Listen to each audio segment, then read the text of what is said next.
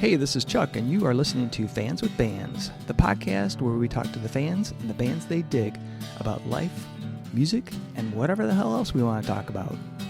Today on Fans with Bands, we're talking to Black Note Graffiti. Check it out. There we go. Hey, this is Chuck with Fans with Bands, and I'm talking to Ricardo, Chris, and Gabrielle from Black Note Graffiti. How you guys doing? Good. Great. Awesome. Yeah, loving life. That's fantastic. I'm not too happy about it. Love life. Yeah, we're great. It's awesome. So I think, well, actually, I know it was about, I'd say 6 years ago, because I was putting together a this art exhibit for poster art at the Ann Arbor Art Center, and I remember seeing these flyers for a band called Black Note Graffiti, and I thought, wow, that's a really cool name for a band. And you know, I kept seeing those, but then I was like, you know, I need to check out that band. And it took forever, obviously, like 6 years. But last year, I checked you guys out at Burn Fest, which was a super cool festival because it had just like a great mix of all these different genres of music, which I thought was fantastic. But anyway, finally got to see you guys, and I was like, holy shit, you guys are awesome. And I need to get you on the show. And so that's finally happened. So I feel super pumped that you guys are here. So thanks again. Yeah, super pumped to be here. Awesome. So let's kind of roll back into like, how did Black Note Graffiti come to be? That's a Chris question, right? Definitely. The ringleader. Yeah, I guess I started. Well, me and my brother Kurt started when we were very young, and he's the drummer. I play it. So. And, on one side, you have. And that wasn't part of the original story. Yeah. And the bass player Adam, we grew up together, actually playing in Bliss. Oh, cool. And so we played the Toledo scene when we were teenagers. And then we ended up going to school in up in Ann Arbor and Ypsilanti. And then later on we met Ricardo through a friend of a friend, and we did a couple of records, and then we met Gabby and did a record. So that's kind of the gist of it. Nice. Make it sound so glorious. I know. It's like There's a lot. Ricardo and Gabby. No, it was all yeah, because basically we have this great rhythm section, because one time we were playing the show and they're like, I think it was like a contest or something, and we're like, yeah, me and the drummer are brothers, and they're like, hey, you guys are cheating since you're brothers. Never thought of that, but it is kind of cheating. So so we're kind of the rhythm section, me and Kurt and Adam, the bass player.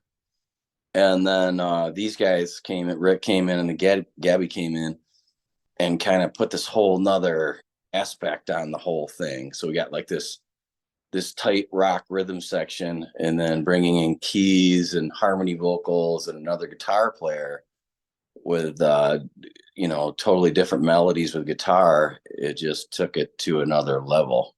Nice. Pretty and cool. So the how many albums do you guys have? I thought I saw the volume 1, volume 2, volume 3, and are those all with Gabby or no? No, just the last one. Just 3. Okay. We're working on the next one right now. Excellent. That was gonna be a question. So Chris, hold on to that thought. So once you arrived at the current aspect of Black Note Graffiti, what was those first practices like? And I'm kind of thinking of Gabby and Ricardo. What was it like for you guys to jump into this band? It had been established, and you're adding your elements to it. Yeah, if I could start here.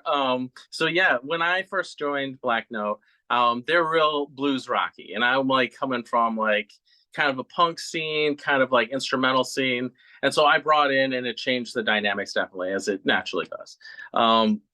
And so yeah, we recorded those first two albums, but like throughout the whole time, I was doing my own background vocals, and I'm more of a screamer than a singer. I can admit that about myself. I know this, and so like I knew I'd get pretty good, but like there was something missing, and so luckily when Chris brought in Gabby the first practice, I remember being like, okay, what's this about? What's this about? And then she had been listening to a record and just like studied it and added her own vocal lines to it, and it just like completely changed the sound, and it was just like more realized version of what I had in my head, but being able to be produced. And so Gabby really raised the bar once again, and I'm like immediately like, well, I'm gonna be replaced, I'm not long. But luckily they kept me around, but because yeah, but for the most part, like I felt like we were just keep adding to the puzzle, adding to the stew, and Gabby was finally that last ingredient, I think, that just really pushed us into that next echelon of like what we could be as a band. Awesome. Yeah.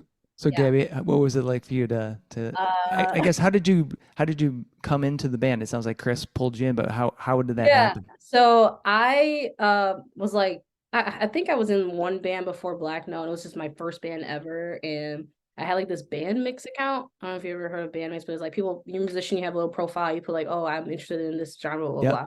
So Chris was on band mix and he found me on there, and I like get this message from Chris like saying like, hey, like I got this band, blah, blah, blah, here's our stuff. And I'm like, oh, cool. And so basically joining this band was pretty much hitting the ground running, because what was it, like the next week or two, we went to Canada and did a photo shoot like immediately. And it's so funny because my parents, because I was, I don't know, like 19 or 18. So I was like, hey, Mom, I'm going to Canada and doing a photo shoot in Ohio with like these guys that I just met online. Mom was like, absolutely not. Like that's crazy. My dad was like, oh, okay. Look up and stuff. Like, oh, this sounds great. Yeah, have fun. And I'm like, wow. So it was like a lot all at once, but it was so cool. And I remember like the first rehearsals, you guys had print out the lyrics for me, and I was just like reading them and stuff, like trying to figure out harmonies, and yeah, it's just really cool. Like it happened so fast, but it felt so right. So awesome. Yeah, very really cool. So if someone came up, and didn't know anything about you, just heard your name, saw the name or whatever, and was like, tell me about Black Note Graffiti, how would you describe your music to them? Ricardo. But you don't have the best explanation of our music, please. Every time it's something awesome. I'm the improver of the group. Yes. So. No, I think we have like melodic vocals smashed together with incendiary guitars, and just trying to, while all that is going on, just trying to keep a danceable beat. So we keep you intrigued both, during the song and maybe afterwards if you start to meditate on the lyrics a little bit. Very cool. Yeah. The cool thing about our band is like Ricardo does the majority of like the writing when it comes to like, well, a lot of the music, but also like majority of the lyrics. And like Ricardo's just like a great lyricist. So with this band, it's not about, oh, it just sounds cool. Like the meanings of the songs are like so deep. That's what pulls me in, because as a singer, it's like you gotta feel it. Yeah. So that's like my favorite part, obviously. Kind of biased, but yeah. Yeah. Well, that's a good lead in to my next question, and it was about the songwriting, because I think when you're describing the music, there's a metal element that I want to say, but there's also like lots of nuanced melodies and layering of harmony in all the songs. Like you were saying, Ricardo, extremely listenable, but not not for anybody that, if you love pop stuff, then that's great. But but it's not pop. It's still got like what I like in music, was there's a little bit of an edge and that kind of drive. And so I'm curious, like, what is the songwriting process like? So it sounds like, Ricardo, you may be a one of the primary drivers, but is it a band consensus, or is it more somebody comes up with an idea, maybe a fully fledged song, runs with it? How does that work for you guys? Yeah, it's really evolved over the years. At first, it used to be me, at home, like fleshing out the parts and then like having an idea to try and share with everybody to give them an idea of what I had. But Chris also is an accomplished songwriter, so he comes in with his ideas. And then Gabby was in choosing her, also an accomplished songwriter. So the way that we've approached it recently, especially with this upcoming album, is that we'll all have an idea, like a germ of the idea, and bring it, and then we all just kind of flesh it out as a band. And so, for the most part, obviously we want to have a complete song so that we're not fleshing out each part, just because that can, too many cooks can really overcook the steak. And so for us, it was about finding that balance of like, okay, this is most of a song that I have, like, and it's hard when you have, when you're growing up like as the primary songwriter to like let go of that baby to the world, and especially to you and your bandmates who you trust, Right. because then it changes completely. But we have enough trust in each other to just come with these ideas now. And I think it's like, especially in this new album, we're all like contributing, and it feels really great that this is more of a collaboration, I think, than any of our other albums. In that, Gabby will come with a part on the keys, and then we'll figure it out on the guitars, and then maybe I'll figure out a certain part and then just kind of fuck with that a little bit, and just make it, like you said, we want that groove that is in heavy music, especially metal and things like that, where it's groovy but it's not necessarily poppy, where you could just like tap along or sing along with it, but also create that more complex element of like, yeah, you can hear the chugga chugga right up front, but maybe you don't hear the 3-part harmony going on in the background, or some allusion to some literary reference in the lyrics. Right. Very cool. So speaking of the new album, what's the time frame? Where are you guys at with that? And so 2-part question: where are you at with it? And then stylistically, do you feel like where is it diverting from the last release, the Volume 3? Who wants to take that one? I think that's Say something. Well, we're writing a full length record. Awesome. We do prefer to do full lengths. And we're actually working on releasing a live record before that, though. Oh, Yeah. cool. So, yeah, Gabby's actually working on the video for that now, for one of the songs. And we recorded that at Mile of Music in Appleton, Wisconsin last year, but that's another story. To answer your question, yeah, we're doing a full length and we're writing it right now. So we took kind of the first quarter of this year kind of off to make sure that we had enough material, and because it's hard to play live and write because you're on the road, then you're setting back up, trying to write, tear back down on the road, Chuck, hard to do both. So we kind of made the decision we're going to take a break and just concentrate on writing. And so I think we've got like 5 or 6 tracks, and I think we want to get to at least 10 or 11. And and then we're going to try to record those. The schedule is in September, October. Cool. Awesome. Sounds good. I have a quick question. I'm sorry, this is off topic, but what is this E in this meme at the bottom? Is this only on my screen? Like, am I? No, it's an everybody. I was going to ask E, can you hear us? Hello, E. Oh, there's someone there. Okay. Yeah, that's another person. Yeah. Hello, hello, E. Yeah. The meme that you can't see says, "You still out? You still going out tonight?" Me, and then it's a little person wrapped up in a bundle. Okay, yeah. Clearly, they're not going out tonight. Yeah. So, E, speaking of E, are you there? And do you have any questions? Mr. E. Yeah. Mr. E. Oh, didn't realize the meme. Sorry. Yeah. It's like kind of creepy when I saw it pop up. Yeah, I know. This chat just changed. I know. I was like, Well, so funny story. I was talking to, oh man, I'm blanking out now again on Fernando. He's a singer-songwriter, I think in Ipsy, actually. Nice. And I was talking with him, and this guy got on, and he had like, didn't have his face, but had a a picture of like wrestling, and then we're talking, and all of a sudden he goes, "This is Big Jim's, something like Big Jim something or other in so and so Alabama.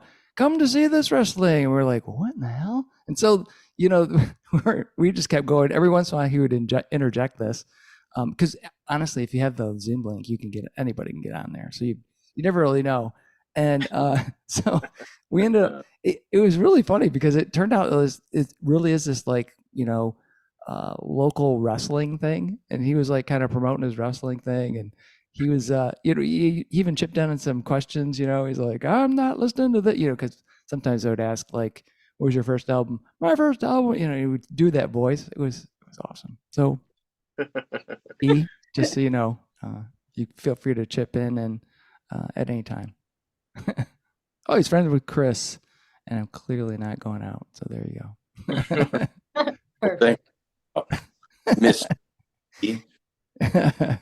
So, kind of going back to your origin stories, what was it that it influenced each of you to want to become musicians and play music?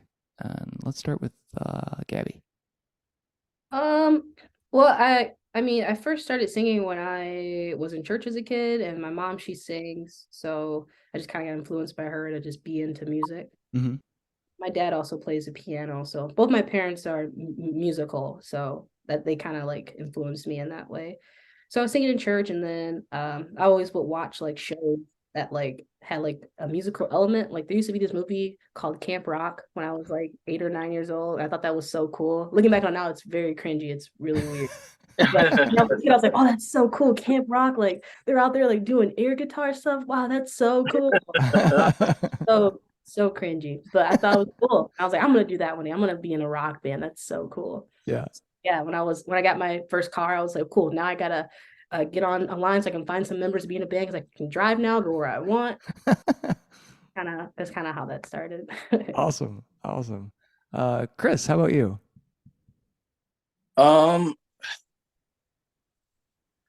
I guess I've got a couple answers for that. I guess when I was really young, just seeing other older kids in bands, I'm like, man, that's cool. But there was a show that I saw it was then called the State Theater. I saw Urge Overkill, and I saw this band, Overwhelming Color Fast, open up for them, which is a blast from the past. But I was like, that's what I want to do. Awesome. It's just awesome. It's like a free spirit. You just get up and play music and do your thing, and especially writing music and being able to play it, and no expectations, and it's a magical thing to me now. And so keep doing it. It makes me happy, and to do it with these guys and this band, it's been amazing. Awesome. Ricardo, how about you? Yeah, so like I've always been a ham growing up, so like center of attention's always been fun, is where the limelight I was. But no, I've also been a writer growing up, and so music was a natural sort of progression to like express myself. But specifically, there was one instance that really solidified it, which was seeing At the Drive-In play on The Late Show with Conan O'Brien, and they just came out there and just destroyed it, and just was like full on energy, and it felt like a live show like through my TV, which just totally blew my mind. And just seeing like just the unhingedness of it all, and just like after they just left the stage just like in ruins, and just like even the Conan didn't know whose handshake, whose hand to shake, and looked lost. And it was just like they totally just like went out there, did their thing, left their impression, and just left. And I was just like, yeah, that's what I would like, one of those, please. Awesome. Yeah. I love At the Drive-Ins. The very first time I ever heard their music, I was like, man, this is something else, right? It was yeah. And I finally got to see them. I think it was right. It was before the pandemic, maybe 2019. Okay. I think they played. What the hell was that? I think it was at the Fillmore, which used to be the State Theater. Mm, Yeah, but it was awesome. It was fantastic. yeah. Yeah, cool. So, kind of along those lines, like, what was the first album you ever got? And we'll start with you, Ricardo, or CD, or I'm download, gonna or cheat whatever. this question because in growing up in my day, there was this little thing called, and this is dating me, called BMG, or Sony Music House, in which you get 10 CDs for Oh a yeah. penny. But then they rope you and you end up buying $100 CD after that. So yeah, it was a bunch of those. But the first one that it was actually not a tape. It was a tape. It was a single that was really formative. It had November Rain on one side and Sweet Child of Mine on the other side. And I Nice. remember just listening to that over and over until you had to pull it out and get the pencil out and wind up the tape back up again. And so yeah, that was definitely one of the most formative singles I ever heard. Awesome. Chris, how about you? The first album I can remember buying, I had sets too, but I remember growing up with me and Kurt shared a room and shared a bedroom when we were little kids, and we got a CD player. It's like the coolest thing ever, right? So now we got to go buy a CD. And the first CD we bought together, which then was a lot of money, it was probably $10, Yeah. was Vulgar Display of Power. Oh, Yeah. nice. And I just remember our mom probably is just cringing in the kitchen, and we just got this, metal just totally cranked up on this new CD player that we're just like so happy. Oh, awesome. Playing again. But that was like the first like metal CD that we bought. So, oh my God. Still. Oh yeah. Yeah, that album still is awesome. Yeah. Fucking Hostile. I Totally. love that. Gabby, how about you? So I mean, growing up, I didn't buy records or albums because, well, when I started listening to music on my own, that's when streaming kind of Yep. became popular. So I didn't really buy any records or albums, but I remember when I was a kid, my dad on his way to his baseball games, he would have all these like CDs in his back seat. So I would like listen to them in the back seat with my headphones on. And one I remember the most was Queen, the game, that album. I remember really liking Queen a lot, and I would always just be in the backseat like, play the game, play the game. It's so good, like all these harmonies, all these Oh, yeah. this is crazy, this is so much, and I was like, man, this is cool. Really Yeah. cool. Yeah. I was a late bloomer to Queen, and I think it was just out of abstinence because my sister liked Queen, and I'm like, fuck that, I'm not gonna like the same music my sister likes. So, but then later on, I got into it, and I was like, oh man, I've been missing out for so long. I still love Queen, still love listener stuff. E, how about you? You can either speak. What was your first album? E. Oh, Typing. we're gonna jump. Terrible. Terrible. I don't. Terrible Lie Oh, by Nine Inch Nails. oh, Yeah, great song. Tiffany, excellent, Tiffany. fantastic, nice, Tiffany. That- She was like one of the very early, Or am I crazy?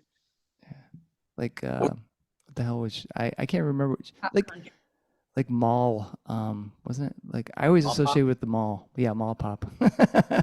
Yep. Oh man, awesome. So if you guys could have a beverage of your choice with somebody, either alive or dead, who would that be? And what would you like to talk to them about? And I'll start with Ricardo.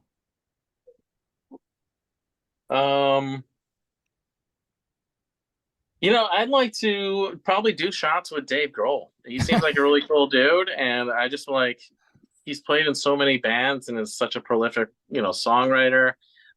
Just like, yeah, I would also hope that leads to a jam session, but that's a whole nother thing. Right. But yeah, probably doing whiskey shots with Dave Grohl. Awesome. Have you seen the movie that he did, that Sound City documentary? Yeah, it was a lot of fun. Yeah, that's fantastic. Yeah. So I'm kind of with you. I would love to. I would hope that he would, offer us have you come over to the studio and jam. That would be cool. Chris, how about you? Oh, man. Um, Off the cuff, I'll say Bowie. David Bowie would be. Excellent. He did music for so long, for so many years. It would be cool just to have a conversation with him. Yeah. What's your just out of curiosity? What's your favorite Bowie album? I know it's a tough one. What's the album that has it's like the Trent Reznor influenced album? Oh yeah, I can't think of that one. I Want to Be an American. Yeah. Yeah. I'm afraid of Americans. Afraid of Yeah. Yeah, Yeah. great. I can't think of it right now, but that's probably my favorite album. Yeah. That's awesome. By it's Bowie Gone Industrial. It had that hit, but it's a really cool record. Yeah. I think that was probably it was either before or after because remember he did that band Tin Machine. I don't know if you Yeah. listened to that. That stuff was really cool with Reeves Gabriel, I think, who did some other stuff with him, played live with them. Awesome guitar player. Probably the same era. Yeah. But, yeah, that'd be cool. Yeah. And Gabby, Our friend's band Lung does go a really good copy of that, or cover of I'm Afraid of Americans. Really? Yeah, they're great. Oh, that would be cool because I don't think I've seen any band do a good, even try to do like older Bowie, but yeah, that's cool. Yeah, it's on cello, so it adds a different. It's like electrified cello through distortion and stuff, and yeah, check it out. Lung. All right, cool. Yeah, Gabby, how about you? Probably Chino from Deftones because I don't know, he's just so cool. Like just like not only his stage performance, just how much swag this man has, but also like his writing of his melodies is like my favorite. He's my favorite vocalist of all time, in my opinion. Because it's just the way he writes his melodies is just so complex, and it just a lot of it goes over people's heads of just like what he's actually doing. So it's just to pick his brain about like, is this like a thought out process, or do you just go by what you hear? Like just to know like those types of questions would be cool. Yeah, for sure. So kind of a related question: what tune do you are you most inspired by from the Deftones? My favorite album, it's hard to pick one, but my favorite album definitely either be Around the Fur or Diamond Eyes or Saturday Night Wrist. Those three are like at my top. Nice. I think that Diamond Eyes is more newer, came in like late 2010s. Yeah. But yeah. What was that? Was it White Pony? Yeah, that one was good too. I think the first song from them I heard was from White Pony. It was did the Digital Bath, and I was like, man, he's up on this mic, like, and it's so compressed, like he's breathing in my ears. This is cool. Yeah. He sounds like he's dying. Yeah. Crazy. Oh, and so E said martinis with Dorothy Parker or anything with Miles Davis and John Coltrane. Nice. Oh, yes. Ideally not with drugs. Yeah, good idea. Also Bowie and my bestie Elvis. Very nice. And then anything with Beethoven while he could still hear. And then I'm going to butcher that. Prokofiev. So I butchered that. It's Proko. Close enough. And Paganini, who's a big influence on the ultimate guitar wanker, Yngwie Malmsteen, and then fantastic disruptive composers. Yeah, for sure. Awesome. Do you guys remember the very first gig you played? Like, what were your memories of that first gig, and what did you take away from that after that gig? And this was with your band, Black Note Graffiti. Maybe start with Gabby. My first gig with Black Note Graffiti was not in this country. It was I can't remember. Was it Bovine? It was Bovine. Yeah, yeah, that Bovine was Sex Club. yeah. That was my first gig with Black Note, and I was crazy nervous because I'm like, I'm not in this country with these men I just met 2 weeks ago. Hope this goes fine. I hope I do well. I remember thinking all of those things. Well, the name of the club is Bovine Sex Club, and Yeah. you tell parents when Yeah, I told my parents, yeah, our first gig's at the sex club. we're playing the sex. No, you're not. No, you're, I remember yeah. Oh, your parents. Sex They club. they need a award. They the need irony an award. is we're going back there next month. Oh, Oh, yeah. awesome. Yeah. Where North by Northeast. Mhm. so where is that again? Where in Canada? It's Toronto. Toronto. Yeah. Toronto. Toronto's a cool town though. Yeah, So, it's really that's cool. cool. Yeah, my dad was all for it. My mom was. So what did you take away from that gig after after it was all said and done? I guess that was probably at least because we did like a few shows there. Like what was it for Indie Week? So we did like a bunch of shows in like a succession or whatever. And my biggest takeaway from just like that little show and that like period was like, don't overthink what you're doing because like you're actually doing perfectly fine. Like don't be nervous because if you're nervous, you're gonna mess up, and if you mess up, you'll be pissed. So don't be nervous. Very good. Awesome. Ricardo. It's also worth noting, just during that block of shows, that the power went out during one of our shows. And Gabby and I kept singing, until the power kept going on. But it actually changed a song that we did live because of that, of that little, interruption within the show. So I always thought that was kind of noteworthy. Yeah. For me, it was the Tigers opening day, and we were bookending kind of the show where we started, and then those two bands, and then the same two bands going in reverse order, and then us. And I learned that day not to drink too much too early on. It was really not a great showing for the first show for me personally. The first show went great. The last show, however, I was just a little too sauced to really make it work. And so, yeah, that was definitely a learning lesson. But it was definitely a memorable time, regardless, because, we got free drinks. And, if anyone's been downtown Detroit during Tigers opening day, it's just like this whole thing, and so just to be in that. And on top of that, this was when they were filming the Transformers movie downtown in Detroit. So it was just like a perfect, mixture of all these cacophony of things coming together into that first show. Awesome. Yeah. Chris, how about you? Well, it's kind of a double question because there's been changes in the band. So the first show that I remember doing without Gabby with Rick was in Ypsilanti at the time it was called Woodruff's. Oh yeah, I remember. Yep, that's a great place. And really cool venue. Now it's a restaurant, but we actually played with Blue Snaggletooth. Nice. And it was a great show. It was awesome. So that was kind of the first like Black Note show without Gabby, and then like Gabby said, the next show with the current lineup, it was in Toronto, which was also amazing. Nice. I mean, to play in Toronto in a dive bar, and it was like, and they have bands on until like 3 or 4 in the morning there. Holy and shit. they're like, at times that like you go on at like 1:15 and you play till or something. We're like, holy shit. But awesome, because everyone is half drunk. That's right. Like, yeah, so it was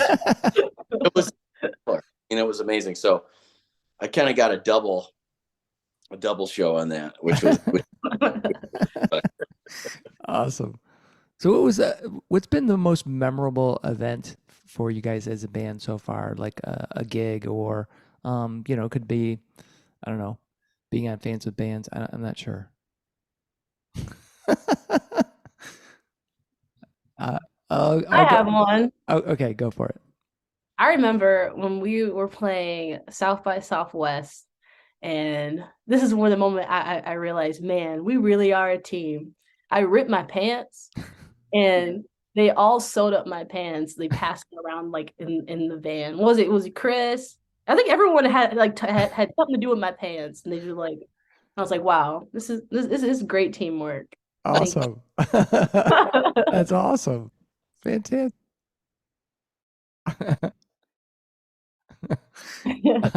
Ricardo, how about you? Also was North by Northwest, but it was so we played this show at the Dizzy Rooster, and it was just like running behind, and at one point when we go on in the middle of our set, they turn off all the mics, but they left on all the instruments. Oh, And so, this is like nearing the end of our set actually. And so we keep playing and trying to, stay professional. But the stage manager just kind of was just taking it into his own hands. And then, we kind of may have gotten into it, and maybe some of the members may have gone over there. But then immediately after that, we had another gig right across the street. And when you're playing South by, it's just like you're either walking to a show or you're moving equipment through a crowd of people. And so we were in the latter of the categories, moving into this place called Touche, which is where we did some fire shots earlier in the day. And completely different energy. Just everybody was into it. And it was just like we were all crammed into this like 10-foot square stage. And it was definitely our best show that night. But it was also just like, people were just like all just into it, and people were waiting outside to get in. And it was just like, that's why you become a musician, is for like moments like that where it just, you feel so alive in the moment and you just feel a part of something bigger. Awesome. Chris, how about you?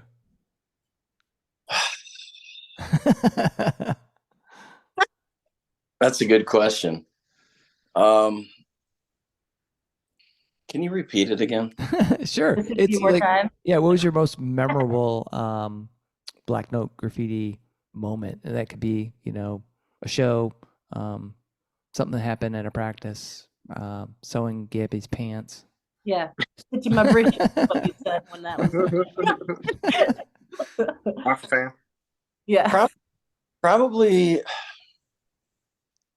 I guess that one of the coolest times was when the first time Gabby sang with us. I talked to her like just a few days before we were going to have a rehearsal, and I told the other band members that Gabby was going to be at the rehearsal. Well, I don't think they actually like believed it or knew it or whatever. Yeah. And I'm like, so we all show up, and I'm like, yeah, she's going to be here in a few minutes. They're like, yeah, whatever. And so she shows up, and she had like most of the songs memorized pretty well. And we like do the set, and she sings the set and the harmonies through the entire set. And we were just like, whoa. And it was pretty amazing. It was cool because it kind of like opened up the music. It opened up because we're playing like this hard rock, testosterone driven, kind of thing. And then to have a female come in and do harmonies and add that other element, it like put this like aura on top of everything.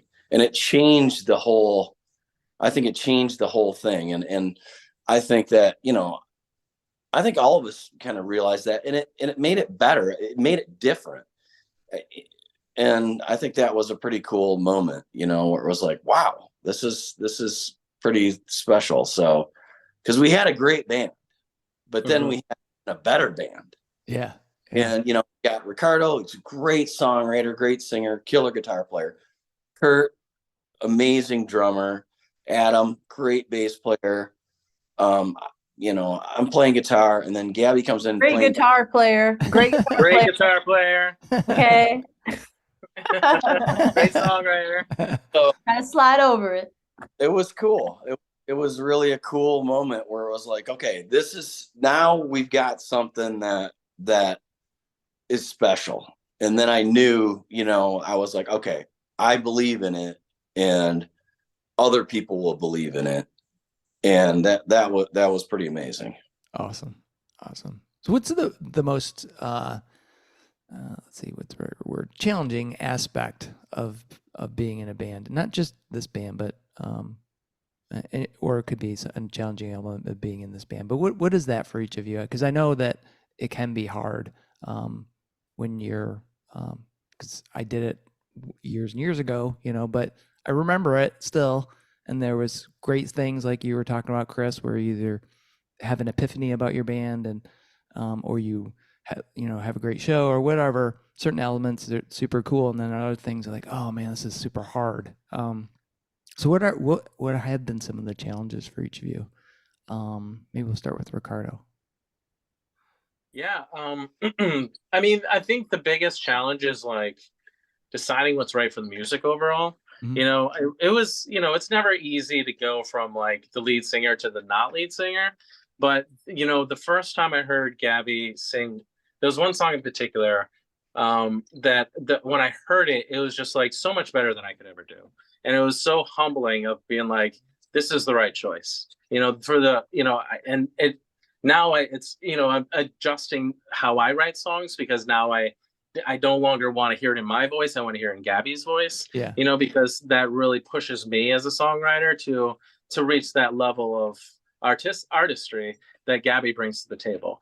And so, yeah, that transition was hard, but it was like necessary to grow as a musician, but also to grow the band as well. Cool. Gabby, how about you? Man, that's hard. I mean, yeah, that's a hard question because I mean, obviously, like when you're in a band, like our band is 5 people, so taking 5 brains and like doing this is Yeah. it's challenging, but it's so cool when it actually happens and we come together. So, I think like just taking 5 people and just kind of like all agreeing on something or all like being satisfied with something. It's just like, okay, then we're this and then that. And it's like, okay, so like making sure everyone's good and like we're all on the same page is probably pretty challenging. That and also heavy equipment. Yeah, heavy equipment with Yeah. vertical stairs. That's always fun too. Awesome. Yeah. They're always Yeah. Also, I'm a morning person, so when we play late shows, that's pretty hard for me. Like I have to take a lot of energy drinks when we play past 10 o'clock. Yeah. It's Yeah. I'm with you. Chris, how about you? I guess the most challenging thing I think is, being, kind of looking from the outside and being kind of a medium, smaller band. I mean, really. I mean, we're like, we're playing clubs and stuff in Michigan, and we've got some great festivals coming up, which we've worked our ass off for. So I'm really happy and proud of the band for getting there and being able to do these things. But just being able to get everybody in the same room at the same time. Abby said 5 people with Kurt and Adam have small children, and we're all working full-time jobs, and being able to get together and then, which is a great thing. I mean, at least for me, it's like a total stress reliever. Like it's like going to the psychiatrist for me. I mean, but I guess that's a real challenge, Yeah. Yeah. More, but we're not at that level yet, so Right. maybe someday we will, who knows, but I'd say that's a challenge. Yeah. Yeah. You For know? sure. Yeah. For sure. Chris, you mentioned upcoming shows, and that's a good segue because I was wondering like what's next. I know you guys got some cool stuff coming up in June. So who wants to do the broadcasting as far as what's besides working on the new music, but what's going on with Black Note Graffiti going forward this summer? Well, we've got our next show. I think it's Burnfest, right? I think so. June 10th. Yeah, June 10th coming up in Ann Arbor. Blind Pig. Yes. Yeah. Burnfest was great bands. We got Lucid Furs, which Oh yeah. all Chuck and War Horses, very well. Oh yeah. And then another band we played with about a year ago, Odd City. And I just got a bunch of flyers printed out for all the bands. Awesome. So you're Nice. That'll be cool. mail them off. But anyway, and we got a great sponsor, Third Eye Muse. It's he's out of Lansing, and he does medibles, and so you can check him out. And so that was a big help too. Cool. Shout out to him.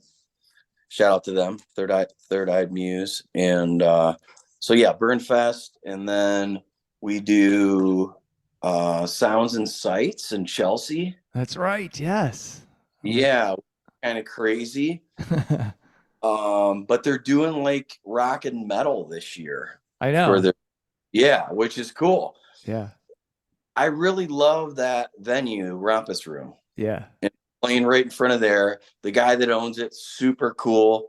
They got the pizza place and all that stuff. I don't know if you've been there, Chuck. Oh yeah. I So- actually gave them, so they hit me up because I'm on the Chelsea. We're members of the Chelsea Area Chamber of Commerce. Awesome. And so I know the president because he used to play in a band actually called Risky Brenda. So he hits me up all the time, like, Chuck, what's music? And so he told me. So I knew this was going to happen.